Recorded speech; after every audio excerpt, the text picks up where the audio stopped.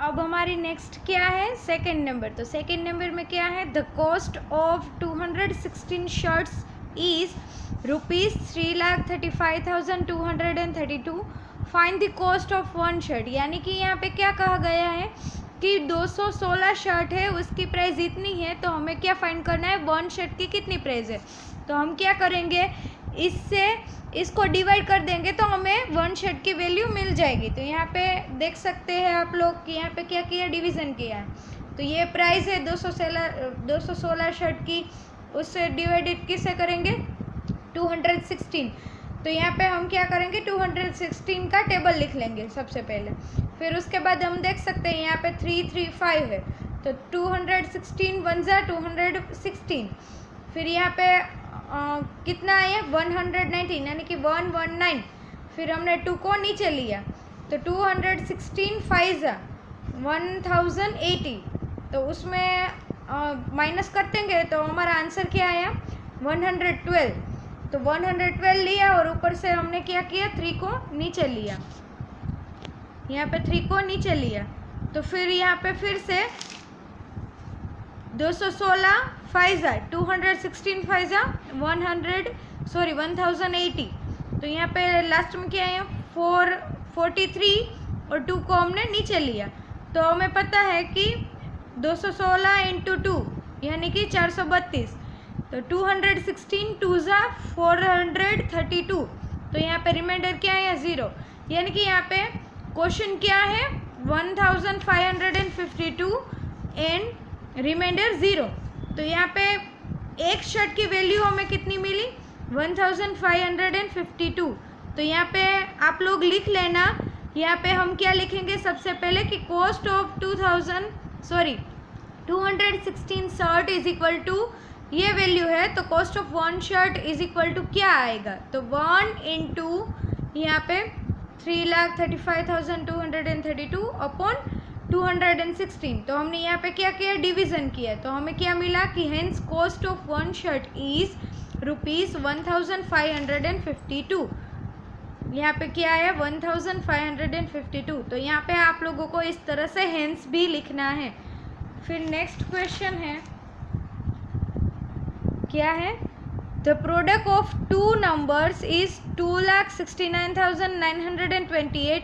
If one number is 552, find the other number. यानी कि कोई भी 2 नंबर का प्रोडक्ट ये है, हमें एक नंबर दिया गया है तो हमें दूसरा नंबर फाइंड करना है। तो हम क्या करेंगे कि प्रोडक्ट है 2 नंबर का, तो एक नंबर हमें दिया गया थी, ऑब्वियस वस्तु है कि हम क्या करेंगे, उसका डिवीज़न करेंगे तो हमें आंसर मिल जाएगा कि दूसरा नंबर क्या था। तो यहाँ पे हम क्या करेंगे, प्रोडक्ट दोनों का और जो नंबर दिया गया है उसके साथ हम उसका डिवीज़न करेंगे। तो यहाँ सबसे पहले 552 का टेबल लिख लेंगे, उसके बाद हम डिवीज़न स्टार्ट करेंगे। तो 552 4 ज़ा 2208। तो यहाँ पे आंसर क्या आया, 491। फिर 2 को नीचे लिया, तो यहाँ पे 8 ज़ा क्या आया, 4416। तो यहाँ पे आंसर क्या है, 496। 8 को नीचे लिया तो 9 ज़ा वो आता है। तो यहाँ पे रिमाइंडर क्या आया, 0 आया है। इसका मतलब क्या आया कि ये दूसरा नंबर है वो कौन सा है, 489। तो यहाँ पे क्या आएगा, हेंस अदर नंबर इज 489। यहाँ पे आप लोगों को हेंस कंपलसरी लिखना है, स्टेटमेंट और हेंस कंपलसरी लिखना है। यहाँ पे स्टेटमेंट आएगा प्रोडक्ट ऑफ 2 नंबर, यहाँ पे आएगा 1 नंबर और यहाँ पे आएगा अदर नंबर और यहाँ पे लास्ट में हेंस लिखना है। तो इस तरह से आप लोगों को स्टेटमेंट और हेंस लिखना है। फिर नेक्स्ट है 4th, a factory manufacture 9,36,243 clips in 21 weeks.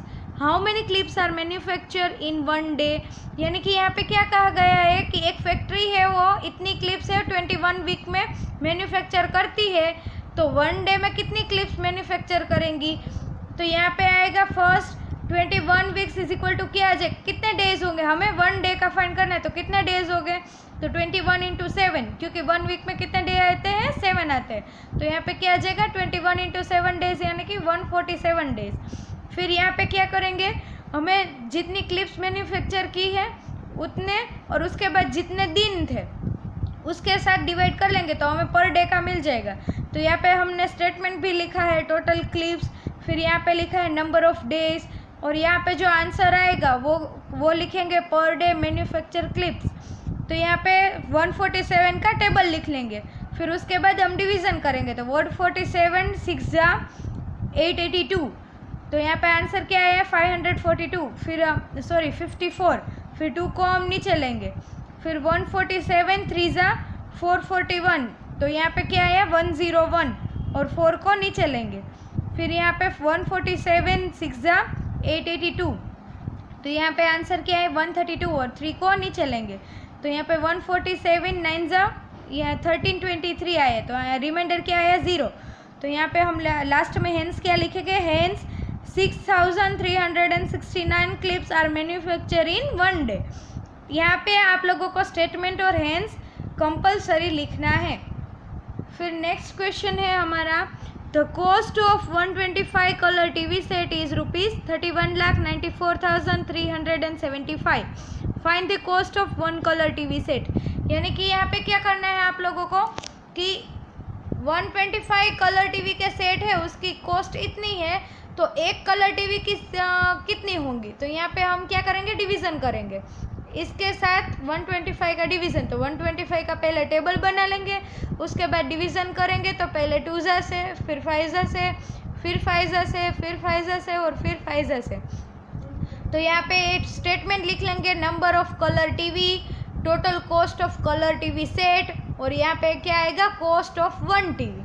तो यहाँ पे हेंस क्या आएगा, hence cost of 1 colour TV set is 25,555। फिर नेक्स्ट है, the product of 2 number is 1,27,008 if one of them is 882 find the other. यानी कि 2 नंबर का प्रोडक्ट वो ये है, एक नंबर इसमें ये है, तो दूसरा नंबर हमें फाइंड करना है। तो हम कैसे करेंगे, डिवीज़न करके। तो यहाँ पे इस नंबर के साथ इसका डिवीज़न कर लेंगे, और यहाँ पे 882 का टेबल बना लेंगे, उसके साथ डिवीज़न करेंगे। लास्ट में रिमाइंडर आया 0, और यहाँ पे आंसर क्या आया 144। यहाँ पे स्टेटमेंट क्या लिखेंगे, 1 नंबर 2 नंबर प्रोडक्ट और अदर नंबर। यहाँ पे हेंस क्या आएगा, हेंस अदर नंबर इज 144। फिर नेक्स्ट है, 526 books can be packed in each cardboard box. How many such boxes are required to pack 1,07,830 books? यानी कि यहाँ पे क्या कहा गया है कि एक कार्ड बॉक्स में इसमें इतनी बुक्स आ जाती है, तो हमें इतनी बुक्स को पैक करने के लिए कितने बॉक्स की ज़रूरत पड़ेगी। तो यहाँ पे हम सबसे पहले क्या करेंगे, इसका डिवीज़न करेंगे इसके साथ, इस नंबर का, ताकि हमें पता चल जाए कि कितने बॉक्सेस और हमें ज़रूरत पड़ेंगे। तो यहाँ पे क्या लिखेंगे, ईच बुक्स पैक, यहाँ पे टोटल बुक्स और नंबर ऑफ बॉक्सेस। तो 526 का टेबल बना लेंगे, उसके बाद उसका डिवीज़न करेंगे। तो यहाँ पे आंसर क्या आया 205। तो यहाँ पे हेंस क्या आएगा, hence 205 boxes are required to pack books. फिर नेक्स्ट क्वेश्चन है, divide the greatest 7 digit number by greatest 2 digit number and check your answer. यानी कि यहाँ पे क्या करना है, हमें ग्रेटेस्ट 7 डिजिट नंबर से ग्रेटेस्ट 2 डिजिट नंबर को डिवाइड करना है, और हमें आंसर को चेक भी करना है। तो यहाँ पे सबसे पहले क्या आएगा, ग्रेटेस्ट 7 डिजिट नंबर कौन सा है, 99,99,999, और ग्रेटेस्ट 2 डिजिट नंबर कौन सा है 99, तो उसको साथ डिवीज़न करना है। तो हमें तो पता ही है 99 1 सा 99 आएगा और फिर 0 आएगा, वैसे ही इसका डिवीज़न करेंगे। तो यहाँ पे रिमाइंडर क्या आएगा 9 आएगा। फिर उसके बाद उसको चेक करना है। तो हम चेक कैसे करेंगे, इन दोनों का मल्टीप्लिकेशन करेंगे, रिमाइंडर को प्लस करेंगे, तो हमें आंसर क्या मिलना चाहिए। तो इन दोनों का मल्टीप्लिकेशन किया और फिर रिमाइंडर को प्लस किया, तो हमें आंसर क्या मिला ये। तो हमारा डिवीज़न क्या है, सही है।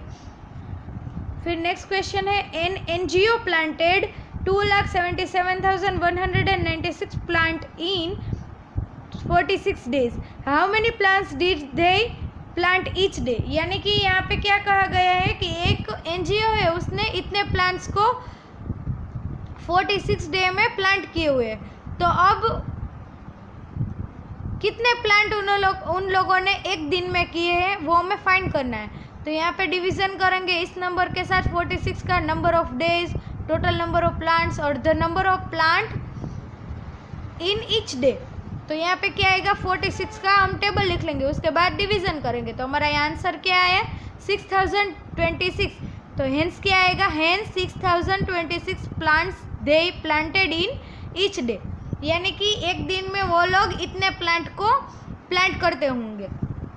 फिर नेक्स्ट क्वेश्चन है the cost of 150 washing machine is ₹14,83,500 find the cost of one washing machine, यानी कि इतने वॉशिंग मशीन की कॉस्ट इतनी है तो एक वॉशिंग मशीन की कॉस्ट कितनी होंगी। तो यहाँ पे क्या करेंगे, डिवीज़न करेंगे इस नंबर के साथ 150 का, number of washing machine, the cost of total washing machine, और यहाँ पे the cost of one washing machine. यहाँ पे डिवीज़न करेंगे तो 150 का हम टेबल लिख लेंगे, उसके बाद डिवीज़न करेंगे। तो यहाँ पे हमारा आंसर क्या है 9890। तो हेंस क्या आएगा, hence the cost of one washing machine is ₹9890।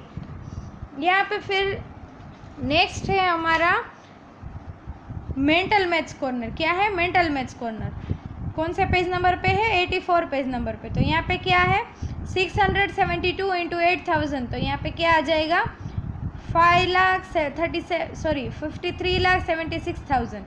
फिर नेक्स्ट है 751 डिवाइडेड बाई 0।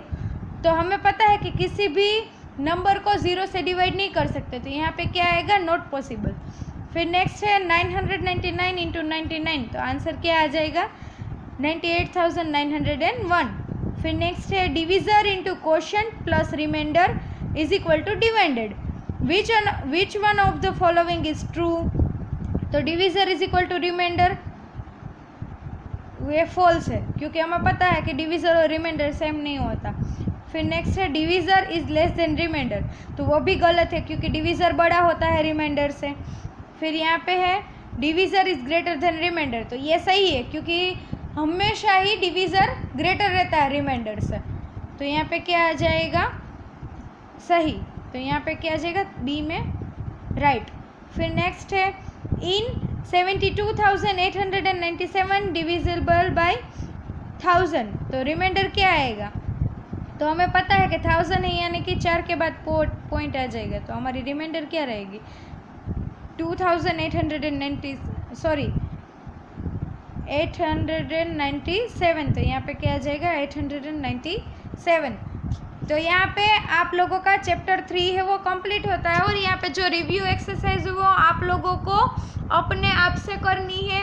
अगर आप लोगों को कुछ पता नहीं चल रहा है तो आप लोग मैसेज या फिर कॉल कर सकते हैं, लेकिन रिव्यू एक्सरसाइज वो आप लोगों को ही अपनी फेसबुक में कंप्लीट करना है।